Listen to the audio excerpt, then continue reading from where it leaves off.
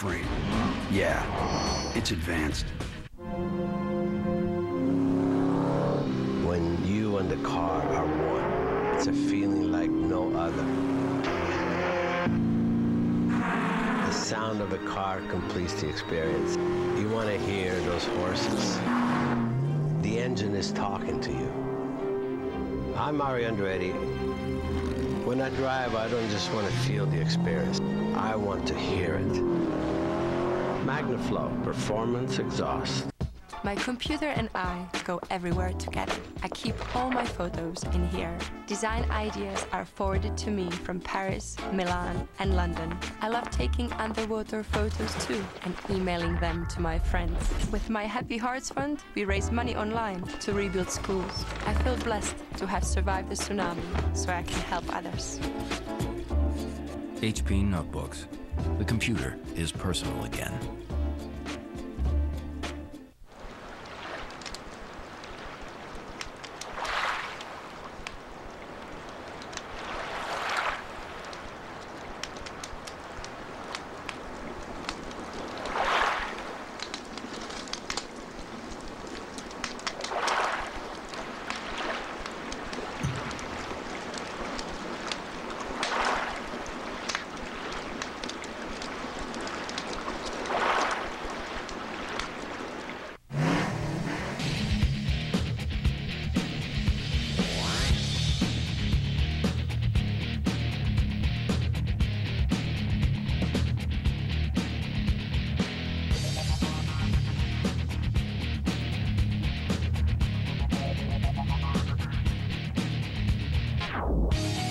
Grand Am Rolex Series comes to Iowa Speedway for the first time, July 13th and 14th.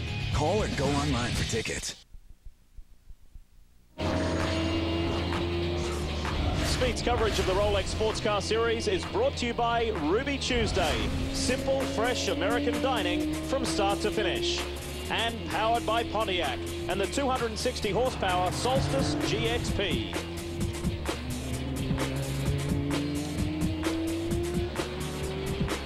We're back under lights here at Daytona. Welcome back, folks. No change in the lead of the race. It is still Darren Law for Brumos in his Porsche-powered Riley. He's being chased by Mad Max Pappas for Krone Racing. Have a look at this. John Fogerty goes right around the outside of Memo Rojas and Oswaldo Negri Jr. the inside. How about that?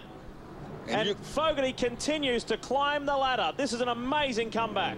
One thing that Timmy Keane told me this afternoon, that Memo Rojas was very uncomfortable with the way the car was unstable down into the braking zone, so they went with a much higher downforce setting for this car. And then you see Fogerty logging it up, Dorsey, going down into the hairpin. The other thing I noticed, Calvin, is when they did get three wide, it really, the aero package went really bad. You saw the cars, all three, start to squirm about as they air dumped off the sides and pushed the other car around.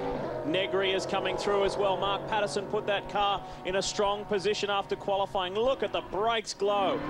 Fabulous pictures here from Florida. And we ride with Negri now. Looks like Oz has been in the grass a little bit too, Calvin. I saw his radiators got a bit of debris in it, unless he was behind somebody that went off. There's a lot of tough battling going here at this front pack. So Fogerty right now up to 5th.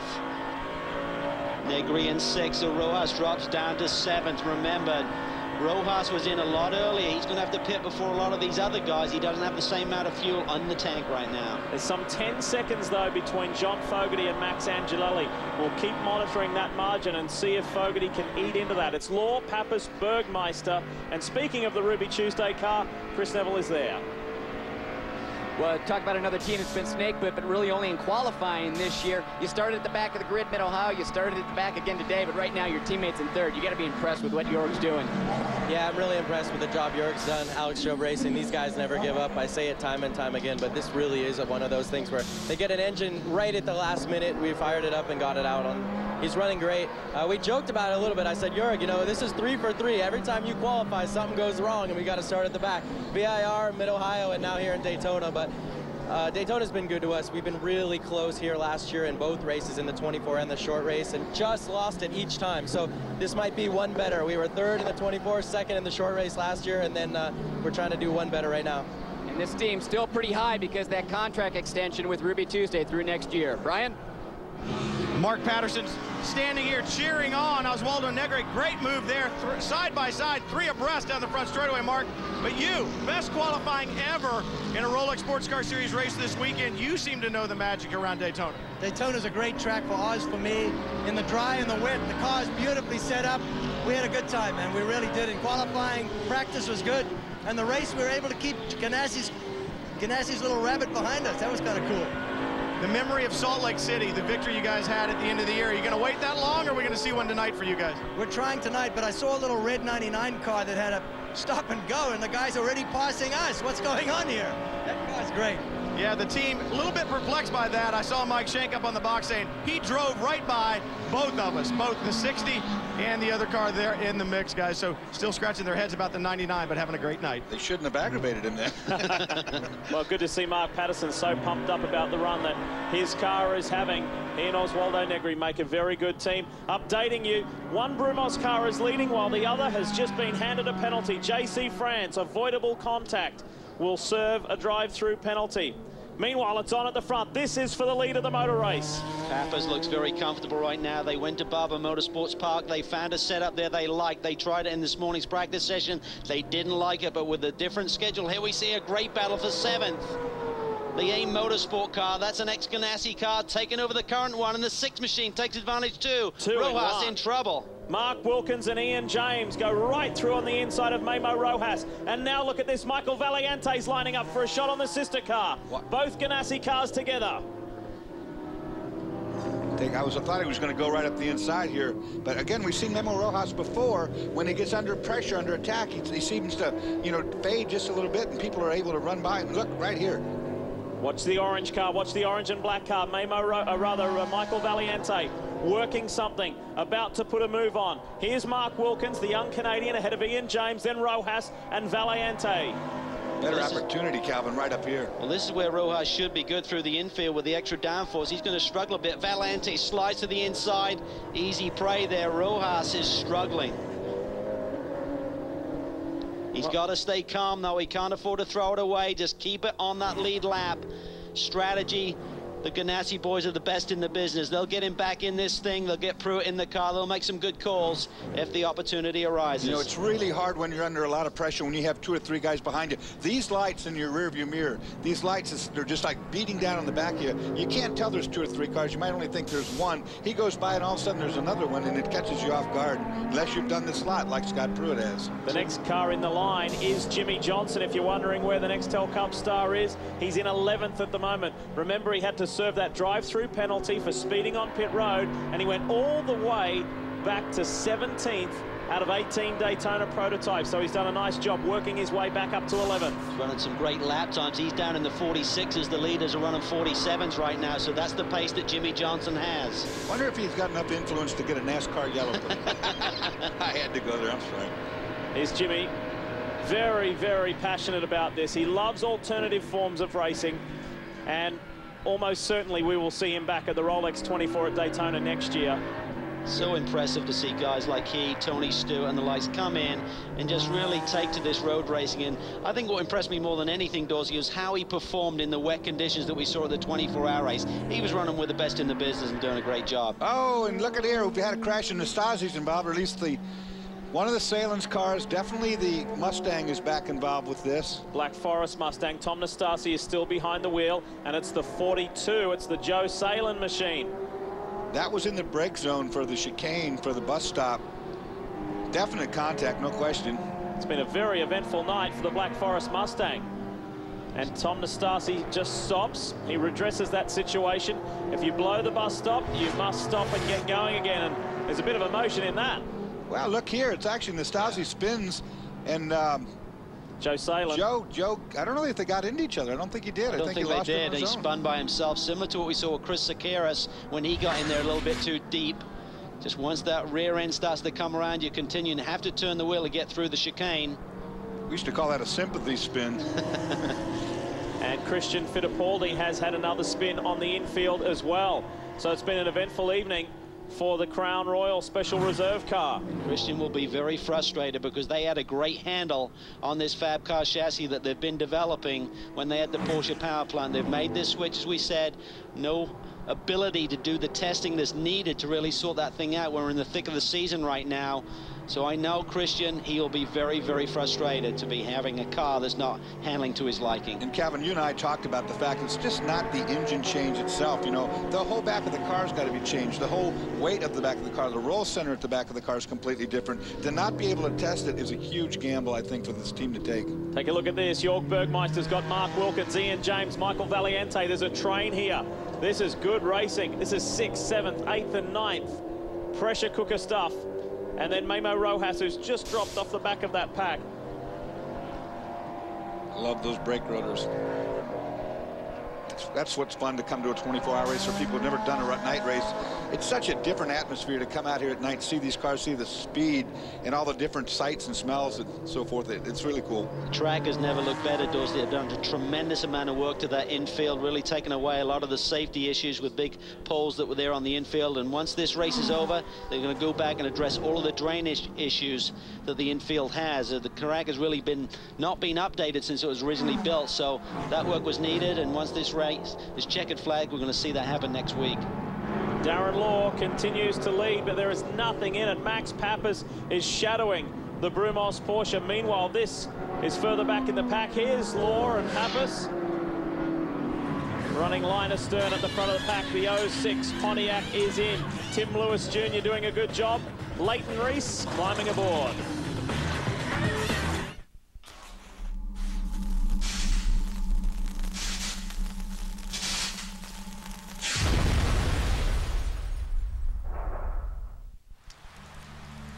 I've never really felt safe ever since I was little. I imagined somebody was out there waiting for me. I've always assumed that I'd die violently. Damages premieres Tuesday, July 24th at 10, only on FX. It comes with everything. Stereo cassette, 2D navigational system, automatic anti-theft device. But high-mileage cars can also come with engine wear, because they burn oil faster. So get Castrol GTX high mileage for superior oil burn-off protection. In lab tests of 10W30, 17% better than leading conventional oils. Hey. Castrol GTX high mileage. It's more than just oil, it's liquid engineering.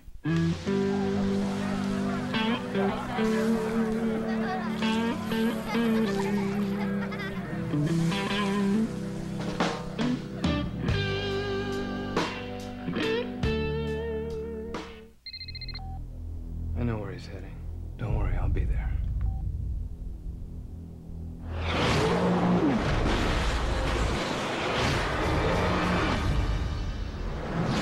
Now playing at Sea-Doo.com. I signed up for car insurance on Progressive.com. I saved money, which was great, but they also have these local response vehicles. And if you're in an accident or need an estimate or whatever, a Progressive guy will come to you. And they're all over. I am a musician who's on the road a lot, so it's pretty cool that they'll come to me if my van, you know, gets pummeled by adoring fans. Or if I hit a pole. Progressive. Saving hundreds is just the beginning. It came out of nowhere.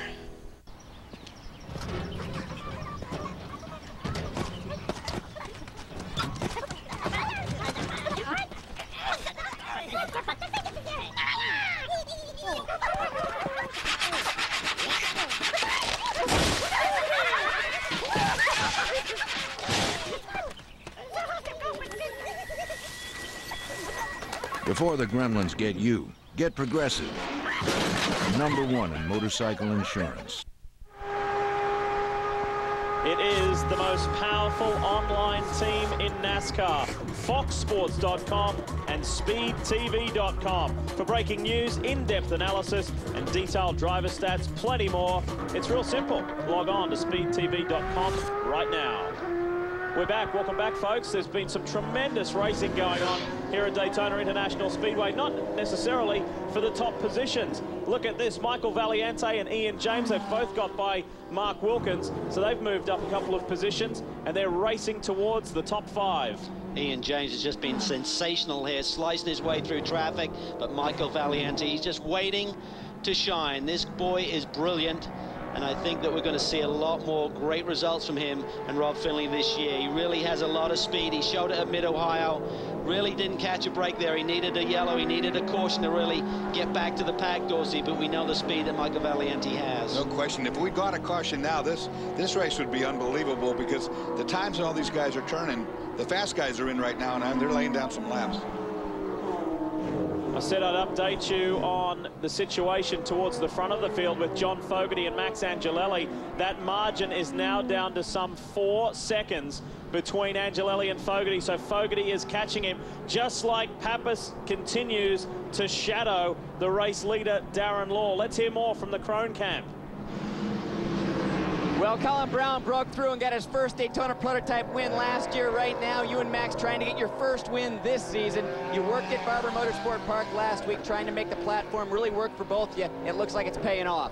Well, you know, Max was out there doing a great job, and we worked at Barber Motorsport Park. We thought we had a car that was pretty good when we left there, and you know, came here in the first session. Some of it applied, some of it didn't, so we kind of had to sort through what did and what didn't, and obviously out there working pretty good right now. The 10 car and the 99 looked like they're about a second quicker than us a lap at the moment, so it's going to be a tough race, I think, but I think these Crone Racing guys will do a good pit stop for us, and hopefully it stays green and we can keep it out front. Well, right now, Pappas still shadowing that Red Bull 58, and Darren Law talking back and forth with the team, saying he's having a very difficult time hanging on to the car because it is so loose. But the team says, don't worry, Darren, you only have 8 more laps, then you can come in and hand it over to David. Max Pappas did a wonderful job there, working his way through traffic. And just to finish off a point on young Colin Brown, he has been doing an enormous amount of driving lately. He tested just yesterday at Iowa in his ARCA car and did very, very well, some really encouraging times, and he's looking towards his first race in the ARCA Remax Series at Gateway at the end of August. Of course, we wish him well. Valiente has got by Ian James, and they continue their chase towards Jörg Bergmeister and Oswaldo Negri. Here's the replay, center of your screen. Good braking maneuver here. It's in really, really deep, and might have bumped a little bit as they made side-to-side incidental contact, but now a penalty was given for that same move. So. Very aggressive move, but just good, hard racing. But look at this man, Jimmy Johnson, has caught the tail of these boys. He is a man on a mission. Great job, Jimmy.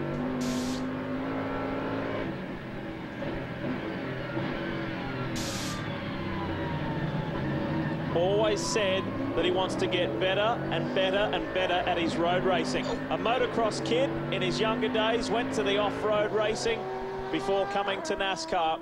A very, very versatile driver. We've thoroughly enjoyed his time in the Rolex Sports Car Series. He's got 3 24 hours now under his belt. We hope to see him back next January, February for his 4th. Spoke to Mark Goosens, his teammate, this afternoon, and he said, first time out, Jimmy was right there. He's about a second or so off, and we had a chance to look at the data. He was on the same braking points as me, but he's just over-slowing the car. He said, I just pointed that out to him, bang. Next session he went out, he was rolling through the middle of the corners with the same speed as I and got that lap time. He's chasing Ian James. Brian, tell us more. Well, as he chases down Ian James, it might become easier and easier. Ian right now struggling with that car. He took it over from John Pugh and picked up a big push. He radioed back into the team and said, I've done everything I can with the sway bars inside the cockpit. We're just going to have to live with it. It's slow right now, but that's all they can do. Not the car he wants. Well, we're in full darkness now, so this track temperature's probably dropped 20, 30 degrees, Calvin. That probably is accounting for that push he's talking about. Yeah, you have to almost guesstimate the setup. We lost a lot of track time today due to the rain, so the dry setup, you really had to go from your past notes, and it changes a lot. The 24-hour race is a different animal to this race in the middle of the summer in the heat. And Jimmy's pushing Ian forward. Ian goes right around the outside of Michael Valiente. Great move. Can he keep it? Valiente will have the inside down into turn 1, but he can't. Ian James, what a move. That was sensational. Lexus power versus Lexus power there, so it may have been a downforce difference between the two cars that made the difference there on the banking. Those two have been mixing it up, though, for the last, really, it happened about 10 laps ago is when it started all that, and they've swap back and forth. One lap, they actually passed each other 3 different times. Swip swap. Is that another Dorseyism? A swip swap? Yeah. Oh, dear. You are very creative, Dors. Oh, the Matt Connolly Pontiac GTO almost got in the middle of something it didn't want to be there. That's where if you're a GT car driver, you have to be so heads up that that wasn't just one of these cars coming by you, it was three. Hal Pruitt stayed wide enough to allow the 3 Daytona prototypes through. Nick Ham, incidentally, still leads GT over Kelly Collins. There's a 3.7-second gap there, and Bryce Miller for Farnbacher Lowles runs third at the moment, ahead of Dominic Cicero in the Stevenson Corvette. Good work there. As these three continue, Darren Law is still our race leader in the Red Bull Brumos Porsche, and this is the Brumos Porsche 250. Can they go all the way? This Saturday, NASCAR Race Day ignites your race weekend. It's hot, but it's Daytona, and there's only one place like it. Best race day ever! Because who needs fireworks with a show this explosive? The Herminator! The best race fans anywhere. Was it the most fun you've ever had at a show? NASCAR Race Day built by the Home Depot. Live from Daytona, Saturday, 5 Eastern, 2 Pacific. NASCAR on speed. It's huge. It was Dr. Ferry Porsche who once said, for something to endure, it must be unique. He believed that nothing bred greater endurance than the challenge of motorsport, and his 911 was proof. 43 wins at the Rolex 24 at Daytona, 42 victories at Le Mans, another 45 at Sebring. And did we mention the Monte Carlo and Dakar rallies? The 911, an icon, a legend, the benchmark. Dedication to perfection. It's in every Porsche built. All spring you work to get your lawn thick and green, and then along comes summer and the brown patches. Hi, I'm Ashton Ritchie with the Scotts Company. Don't just blame the summer heat, it's also insects. The solution? Scotts Turf Photo with Summer Guard. It eliminates lawn-damaging insects. Plus, it greens up your lawn with a special summer fertilizer made for even the hottest months. Scotts Turf Photo with Summer Guard. Put it down this weekend for your best summer lawn ever. Guaranteed. I was getting up every night to go to the bathroom. Up, back to sleep, up again. 4 or 5 times a night. All day, too, and sometimes I had trouble going. I kept saying, go see the doctor about your urinary problems. I finally did. He said I had BPH. It wasn't prostate cancer. It's just another name for an enlarged prostate. And good news, once-a-day prescription medicines can help. Really help. So guys, see your doctor. Call this number. Don't wait another day. Or another night.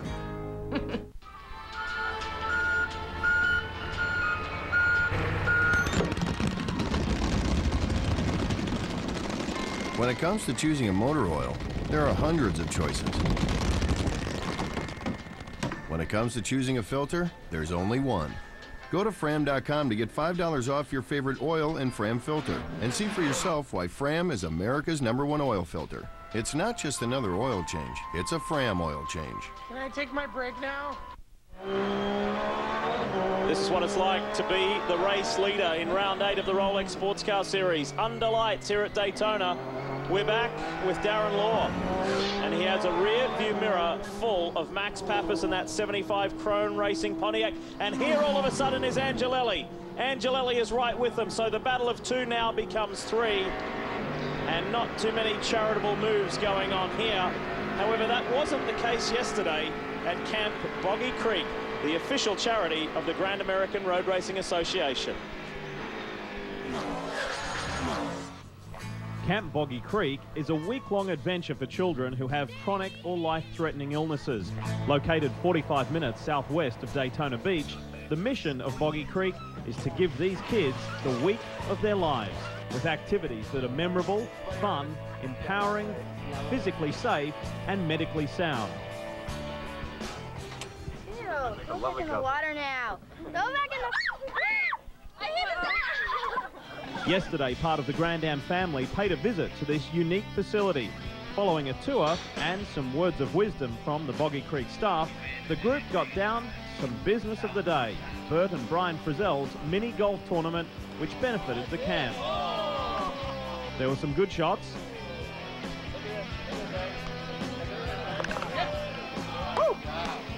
And some not so good shots.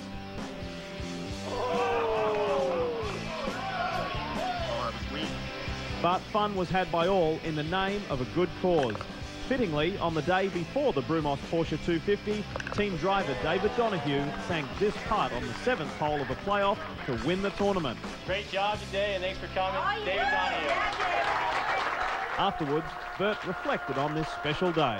Last year was the first year we had about 5-6 people come out, and you know, it was a neat start. But to be here today and see about 40 golfers take the course and know that did a good job raising money, got the full sponsored, and can't thank the Grand Am community enough. I mean, it's such a good community of people, and I knew once we kind of got the word out, more people would be involved, and I hope next year we do the same thing and bring even more back. Calvin, do you want to explain what I just saw there? I did miss that one, but I was trying to let Lee back in the game. Lee, would you like to say who beat who? Yes, you beat me by 1 stroke. But was it a sign with David Donahue winning? And look at this, the Sitco Samax car is being retired. We heard gearbox issues on this car. It's lost one of its gears, and oh, in the meantime, look at the front. Well, as we watch this, Brian, update us. Indeed, it's first gear on the Sitco car, the number 11. It's a shame because Chris Karras was making amends for that spin he had early in the day, turning laps faster than the first 3 cars out on the racetrack. But it seems like perhaps in that spin, he shed first gear, guys. Patrick Carpentier could not get it started, and they're behind the wall. Brian, the 60 car has lost the left front wheel and tire assembly. It's dragging along. There's Oswaldo Negri. He's on the rotor, on the brake rotor. Up on the banking, now he gets down on the flat. That's a good thing. That hurts. He was in the top 5. Oz was in the top 5, and this is costly under green. I tell you what, he had a lot of speed there, Dorsey. I think he'd have been wise to slow it down a bit more. There's going to be some damage to that car. Yeah, that is a problem. I mean, putting another wheel tire on, that's easy enough, but how much does it hurt that rotor? Brian? Negri brings the 60 to a stop. Obviously, you guys called it no left front wheel. And I don't see any damage to it, but it's hard to tell from here, guys. Crew members now looking at those locking pins, and that's the mystery. Those locking pins should pop out on the backside of the nut, keep it from coming off, and Negri was out there for an extended period of time. You'd think that if it was going to shed itself, it would have come off earlier. Right now, 4 tires are on, fuel going in. Negri will go back on track. But they need to get to the bottom of this mystery. If there's a problem with those locking pins, it could happen again. They made an aero change at the back, too. They added some downforce at the back wing. But let's take a look what happened, Oswaldo. This is very strange for a wheel to stay on that long. It's already gone, as you can see. All that sparking is either the lower control arm or the brake rotor. More than likely, the brake rotor is taller. Could be the rub blocks down there underneath the car, Dorsey, that are maybe taking up some of that. Yeah, you can see right there, Calvin. That's a very good call. The rotor's up in the wheel arch, and it is on those blocks. Listen to this.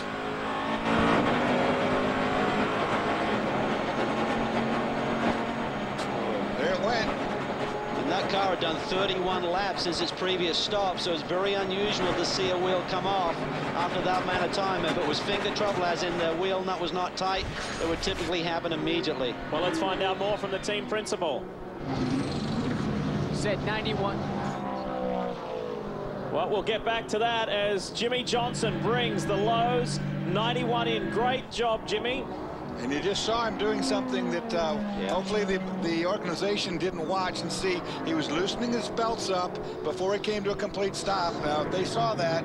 Well, that's a new rule, Dorsey, that has been implemented since the 24-hour race. You're not allowed to do that. We saw an incident at Laguna Seca where someone actually nosed it into the tire wall coming down in pit lane and their belts were loose. So the officials have said you have to be having the belts tight until you get all the way to your pit box. So Jimmy Johnson hasn't been around for a few rounds here. It would have been up to the team to really give him all of the information needed on how you make a pit stop. So we'll have to see what the call is. And that's what you and I used to do when we came in for a pit stop. We always used to come on the pit lane, start getting out of your belts, getting things ready to get the other driver in. This is a new rule. I'm sure Jimmy hasn't been made aware of it. Now we're just going to have to see if it comes under reprimand.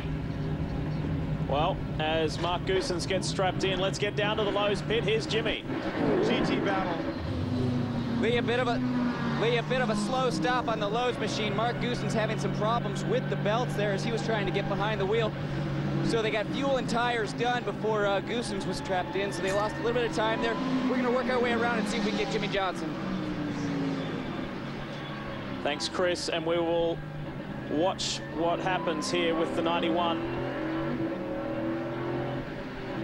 Right Riley Matthews' machine, and indeed whether there is a penalty handed down. They may get away with it. Well, if they do, Mark Goossens has the speed. He should not need another stop here. I'm sure they're in their fuel window at this stage of the game to get Mark to the checkered flag. So without a penalty, he's going to try and get that machine to the front. He's one of the fastest drivers in the series today. Still, it's Law who leads from Pappas, John Fogarty, Bergmeister, and Ian James. The GT leader is on pit road. Brian. Nick Ham brings the Mazda RX-8 to a stop. It has been a rocket ship here at Daytona. Small frontal area in this Mazda power plant, really producing some great straight line speed.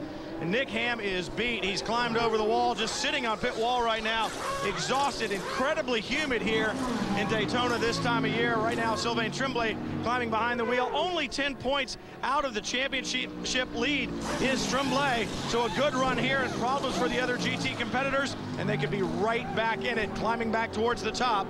Right now, routine stop, 4 tires, just waiting for all of the fuel to get in. Tremblay will be underway, and in front of him, the 87, the third place Porsche, Bryce Miller, has come to pit road. He'll be exchanging with Dirk Werner. Well, the Mazda gets a couple of extra gallons over the rest of the GT field, so it's 26 gallons going in through a 1-inch diameter hose, so it takes a long, long time. And that's why you see the fueling taking more time than the wheel change and driver change there. And you saw Max Pappas about to put a move on Bert Frizzell. That was not for position. The AIM Autosport car came in and cycled through the pits. We're on board with the SunTrust car of Max Angelelli. And where is he? He was running third. He's not third now. That car's come in, it's pitted and gone back out again. So Angelelli is down in 8th place. It's Law, Pappas, Fogarty, Bergmeister, James, Valiente, Lewis, Angelelli, then Christian Fittipaldi and Oswaldo Negri in the top 10. And remember, this car here, 99, had to serve a penalty for avoidable contact, and the Sitco is back on pit road. Maybe they've got that gearbox issue sorted.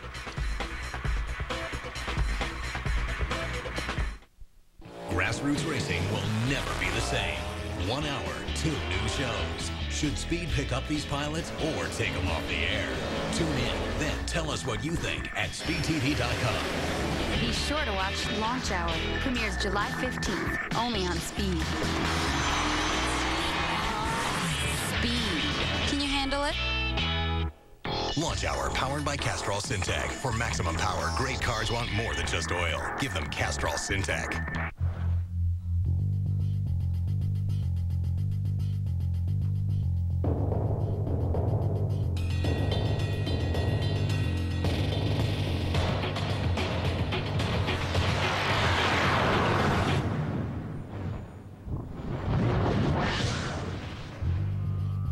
Theories of space and time are officially under review. The Ninja ZX-14, our most powerful motorcycle ever. Do you know your credit score? Do you know what's in your credit report? You can find out for free right now at freecreditreport.com. Knowing my credit score helped me save money on my home loan. Now we can monitor all 3 of our national credit reports every day. It helps us save money and check for potential identity theft. Just a few clicks, and I get my credit report and credit score free. Log on now to freecreditreport.com. Offer applies with the Roman Triple Advantage.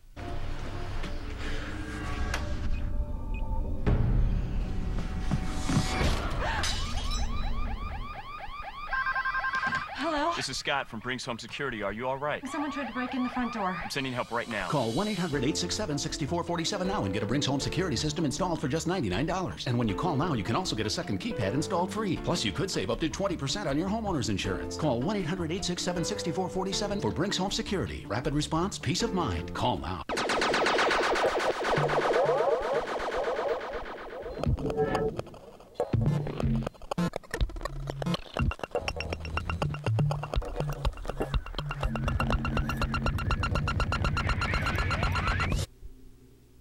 When you give yourself a minute to think, you give yourself a chance to make a better decision.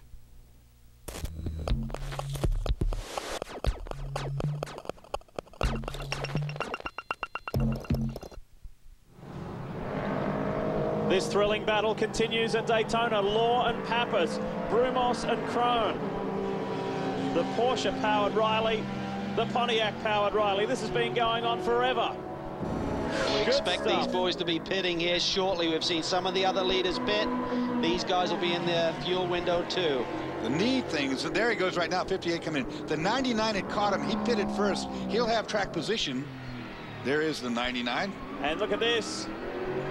Alex Gurney has climbed aboard the 99 and is ahead of Max Angelelli. Good work on their pit stop. And we're going to focus on the Brumos 58 pit stop. Chris Neville is there. Lee, Darren Law just did an absolutely monumental job of keeping that Red Bull machine out front with the aerodynamic damage that they got to the back of the car. Darren really complaining over the radio quite a bit, saying the car that was just so loose through the left-handers, but he told the team he did everything he could, and he really did. He used this car up, trying to keep it out in front of Max Pappas there, but now handed it over to David Donahue. This team trying to get the monkey off their back, get that first win. It's been a few seasons since this team has been back in victory lane. They had such a strong run at Mid-Ohio 2 weeks ago, and they had that fuel issue. Now the team was relying on the stopwatches. They were putting fuel in the car. They didn't get enough in, so now the team relying on looking at that sight tube on the front of the fuel rig in pit lane to make sure they get enough fuel in the car. They're no longer relying on that watch. They said mechanically everything was fine with it, so they're just thinking possibly human error back in Mid-Ohio. Good stop right now for the team. Just everything done. Donahue down and away. Let's wait and see where David Donahue rejoins in relation to the 99 and the 10. And speaking of the 99, here's John Fogarty. John Fogarty obviously beat. I mean, what a drive you put in. I said, you know, it's amazing how fast you can go when you're mad, but great job. Give us your point of view without the four-letter words about what happened out there. First, I'd like to give a thanks to the guys in the speed booth for backing me on that one, but you know, it's just hard racing. That's all it was. Simple as that. And apparently some people are allowed to do it and some people aren't.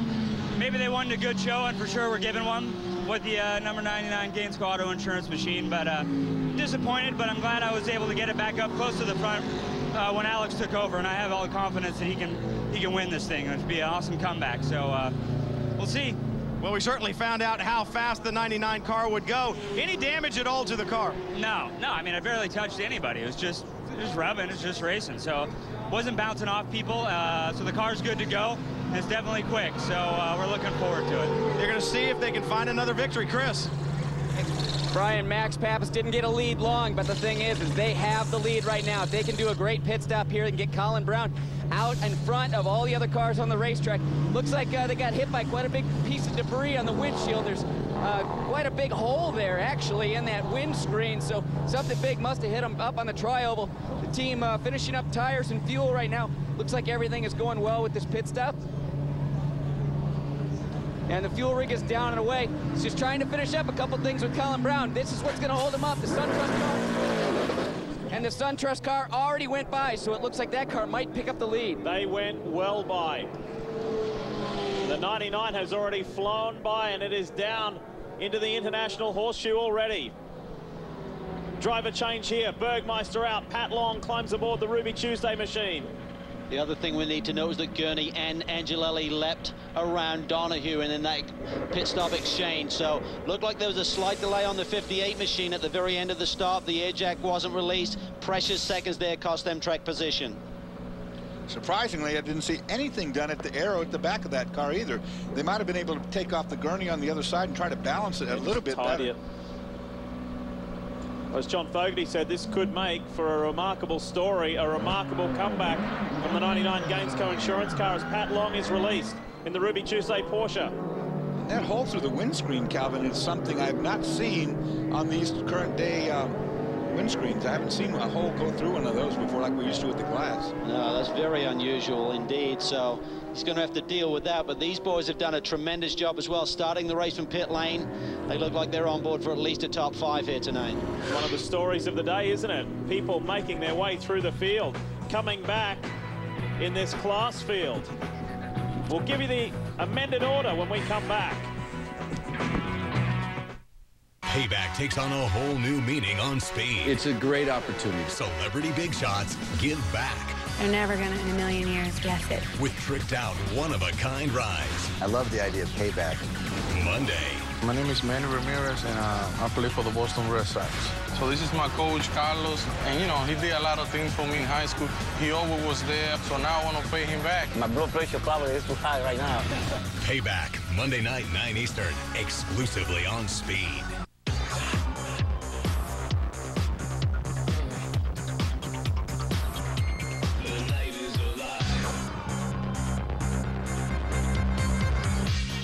Introducing the new Pontiac G5 with digital stuff, like an MP3 jack, available XM radio, and diagnostic emails from your car.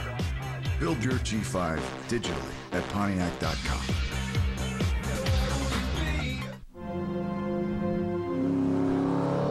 When you and the car are one, it's a feeling like no other. The sound of a car completes the experience. You want to hear those horses. The engine is talking to you.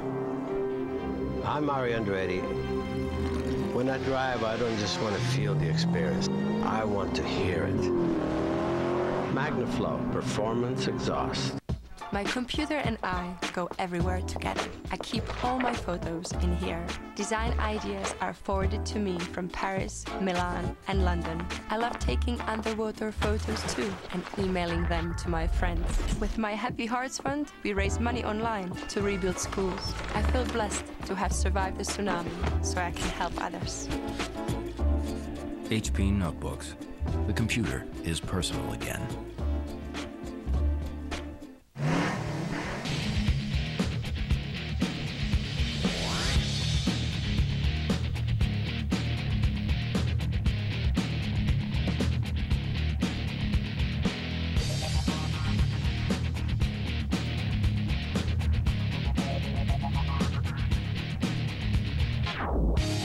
The Grand Am Rolex Series comes to Iowa Speedway for the first time, July 13th and 14th. Call or go online for tickets. Speed's coverage of the Rolex Sports Car Series is brought to you by Ruby Tuesday. Simple, fresh American dining from start to finish. And by Porsche. Porsche, there is no substitute. Welcome back, folks. We have a new race leader. Familiar sight in 2007, isn't it? The Gainsco Insurance, Bob Stalling's machine with Alex Gurney behind the wheel. 3 victories this season. Could tonight be 4? Their year started in the most promising fashion with this man setting a blistering pole position time at the Rolex 24 here at Daytona. And then now they have worked their way back after a penalty for avoidable contact when John Fogarty was at the wheel. You heard Dorsey's thoughts, Calvin's thoughts, and the driver John Fogarty's thoughts. But that's all in the past now because it's Gurney out in front, and he has a handy 2.5-second margin over Max Angelelli with Colin Brown in third. Now what they need to do is talk to Alex and just calm this whole thing down. They've already proven their point. They've come from their penalty. They've run everybody down, run the field down. Now just kind of get things in check because there are a lot of races left yet. Back in a rhythm there, and the good news for the team is that Scott Pruitt is way down in 8th position right now, so this could be a big points night for these boys. Enjoyable night too for Jimmy.